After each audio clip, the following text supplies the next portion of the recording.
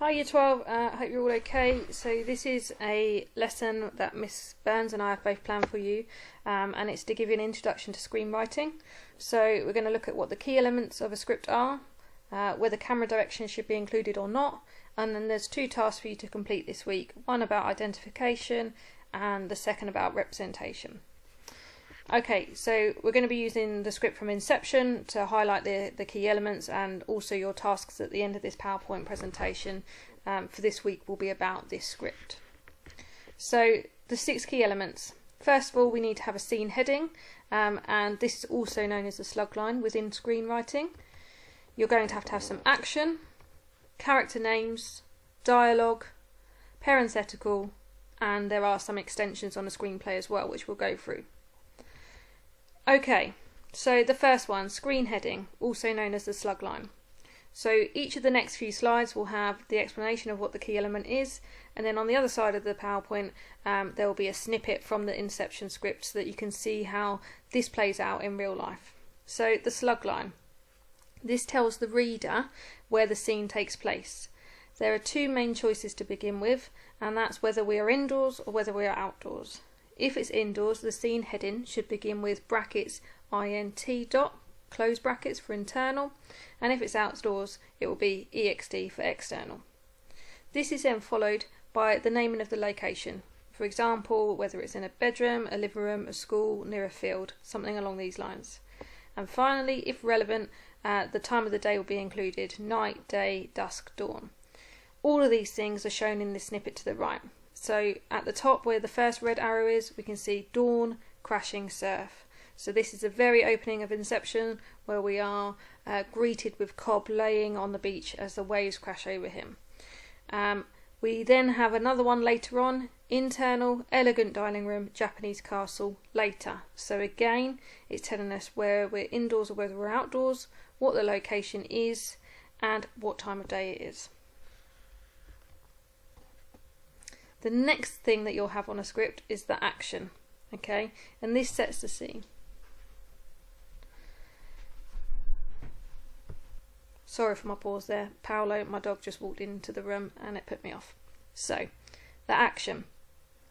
The action sets the scene, describes the setting, and allows you to introduce your characters and set the stage for your story.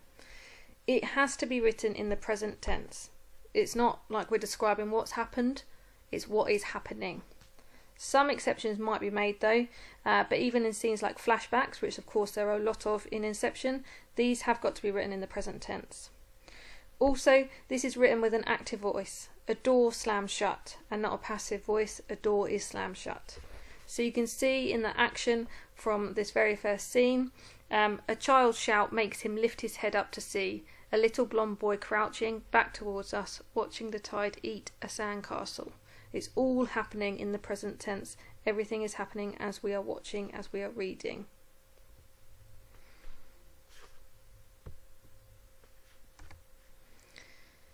Okay, character name. Now, in films there are sometimes many characters. Some films will just have one character. That might be quite dull. Lots of films will have loads of characters, including extras, but it's important on the script, the screenplay, that you identify who they are. So characters' names will be formatted in uppercase letters, all caps locked.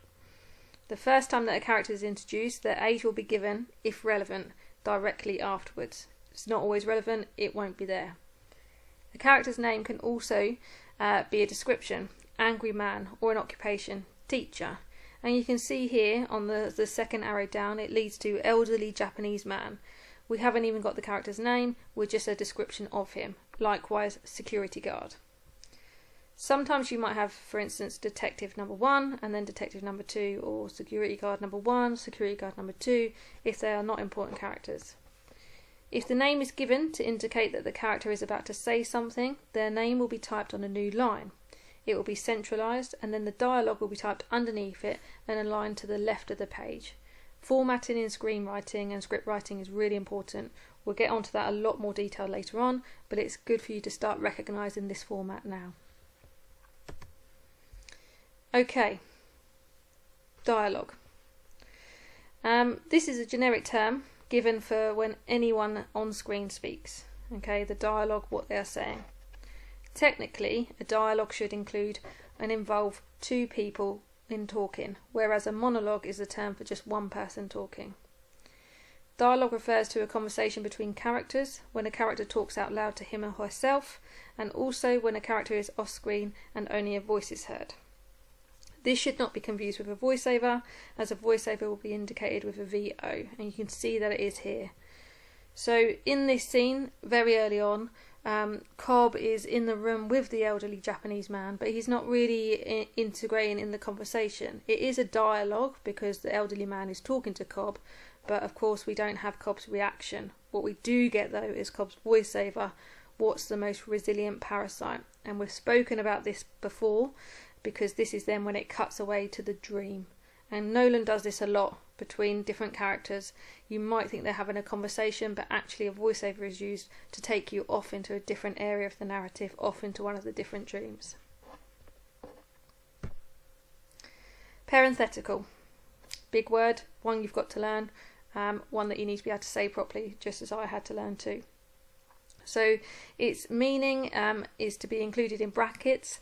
A parenthetical remark is used to provide more information about how the character says or does something.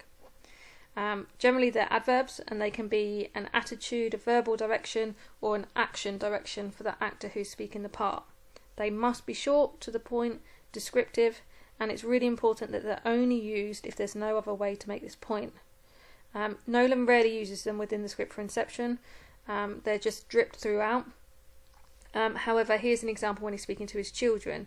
As we know, he cannot meet his children. He is talking to his children over the phone, so the parenthetical just advises us that the dialogue might be heard slightly different because it's coming down the line of a phone rather than in person.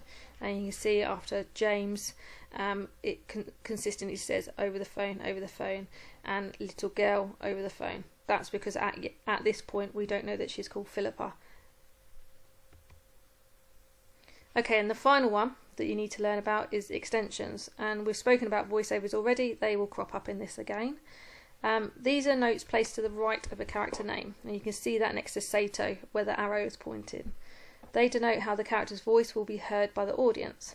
An off-screen voice can be heard from a character out of the camera range or from another room altogether, and this will be shown on the script as OS, off-screen, or OC, off-camera. And you can see here we've got lights come on, Cobb freezes, Sato brackets OS, he's off screen. We then see Cobb turn around, okay, and this is when it all comes to a head that Marl has basically given away their game plan. So the voiceover on a script, as you know, will be shown as VO. The voiceover is the narrator and can reflect something and or describe something that's going on. So that's a lot of information to take in. 6 key elements. You might want to at this stage pause the presentation and just go back through those 6 key elements and make some notes on them. Okay, it's really important that you understand that as a screenplay or as the script writer, you are not the director, you're not the cinematographer. So you should not, when writing your own script, which of course this will lead on to eventually, be including any cinematography, shot types, angles or movements within your script. It's not our job as the writer to direct the film, so it's unnecessary to include specific camera movements within the script. That will be the job of the cinematographer when the script is handed over to them. So you'll notice, for instance, at the top of this snippet from the script, as they walk, Ariadne notices more and more of the projections staring at her. It doesn't tell us what the camera's doing, it's making us read it as if we are next to her and we're visualising and imagining the scene, not being shown the scene.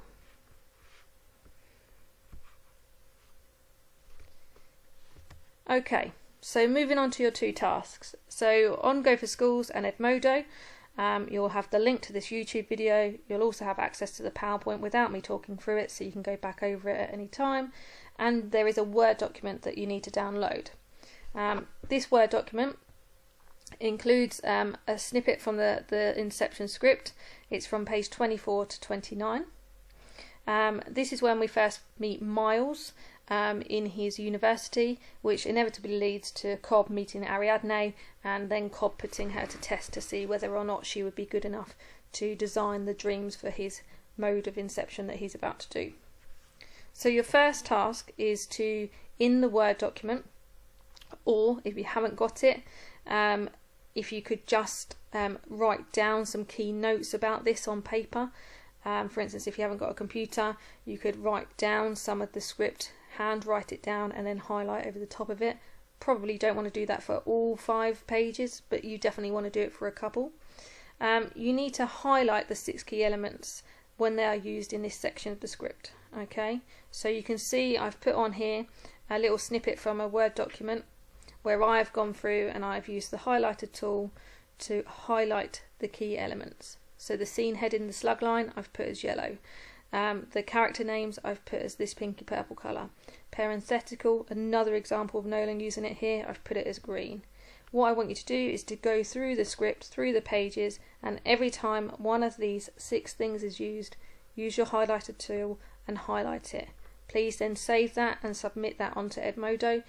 It might take you a while, especially like I said, if you haven't got access to using Word and you've got to hand write 1 or 2 pages of the script, but it's absolutely vital you do this so that when you come to writing your own screenplay, your own script, you know exactly what these elements are and how to use them appropriately. So do this task.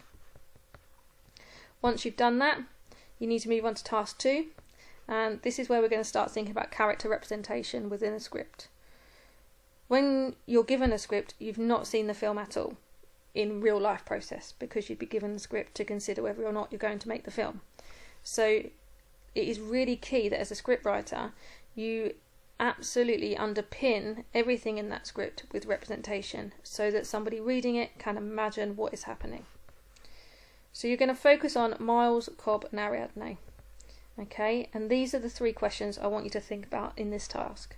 How have they each been represented?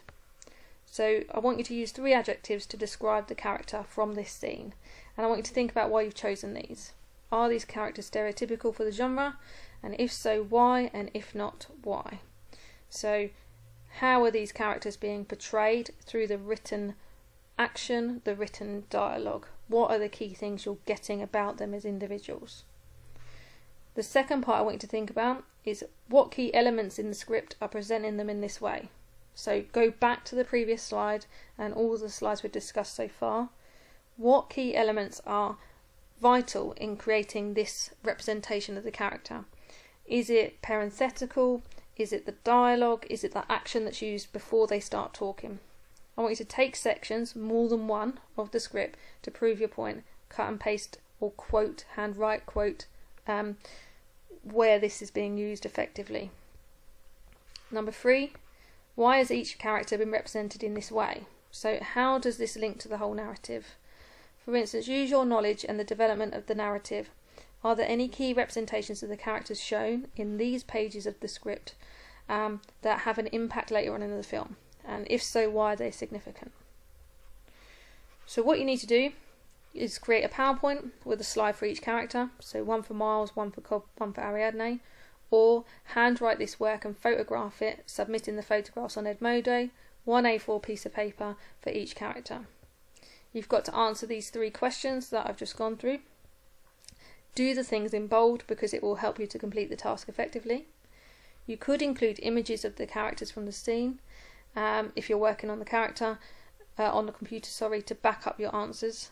It might even be worth doing a visual comparison of the characters from the scene that we're reading, but also a scene later on, and here is an example of that. Ariadne when we first meet her, and over here Ariadne when she's got more power and she's the one that can control Cobb. So on the next slide is a really basic example. You guys need to go into a lot more detail, but this is basically what I'm looking for. So character name Ariadne. Number 1, my adjectives to describe her. So from this piece of script that's on the right hand side of the screen, I think that Ariadne is represented as innocent and intrigued. There's a very tiny bit of script there, but that certainly comes through. For instance, she has simple dialogue questioning Cobb, what a work placement, and Cobb is clearly in more knowledge than she is, and that's shown through his parenthetical, Why would Nolan put that he smiles if it wasn't for the reason that he's the one in control and he knows more than what Ariadne does? And again, to back up what I was saying earlier, this sense of intrigue stays with Ariadne. She actually becomes the most powerful character in the narrative because of her innocence to the illegal task. She's the one not in the know. Cobb is in the know, and that stops him from being successful.